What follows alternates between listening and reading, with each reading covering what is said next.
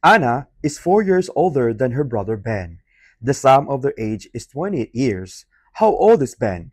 12, 14, 16, 20, or 24? Hi guys! Welcome back to Pinoy Math. This is McCoy, a math content creator. So nakita niyo po ang topic natin ngayon. It's all about age problem. And if you know the answer guys, please comment already your answer in the comment section area para malaman natin guys kung tama ba kayo. But if you don't know the answer, continue to watch the video para malaman niyo pa paano yung technique, paano sumagot to, easiest way po yung pagsagot ng ating age problem. But guys, kung wala pa akong reviewer, click the yellow basket dyan. May yellow basket tayo ng mga update reviewer and i-check out nyo na po while maaga pa. Anyway guys, let's go back to question. Age problem rather, nabubulol po tayo ngayon. So let's read again the question po. Anna is 4 years older than her brother, Ben. The sum of their age is 28 years. How old is Ben? So now, let's answer this question, guys. Ito po ang technique niya. Paano sagutan ito atong age problem. Ito, meron pong shortcut niyan.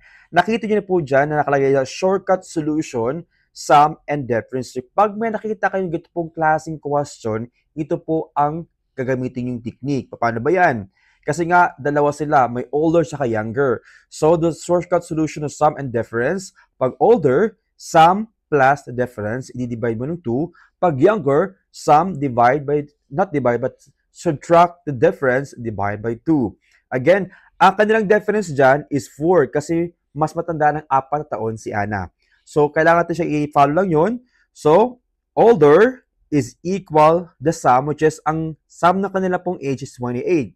So, 28 plus the difference 4 na taon, that is equal to 32. And don't forget, i-divide po siya ng 2. Okay, for the older. So, 30 divided by 2, that is equivalent for 16. Now, for the younger.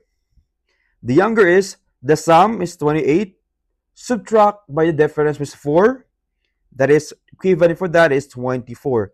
Don't forget, you will divide again by 2. Okay? 24, you divide by 2, that is 12. Now, the question is, alin ba dito ang tamang sagot? 16 or 12? Ang tanong kasi, how old is Ben? Si Ben ba younger or older? Si Ben is younger. Ibig sabihin guys, sa kanya po itong 12, it means the question po natin kanina, ang tamang sagot po doon is letter A. So, ganun po guys, if nakita kayo, ganun pong atake na question, yun po ang gamitin yung technique para mas madali. Now, to evaluate yourself, guys, we have question po here. The sum of Maria and Anna's age is 26. Maria is 4 years older than Anna. How old are they now? Dalawang age po ang kailangan nyo sagutan dyan. So, we have A, B, C, and D. Please comment your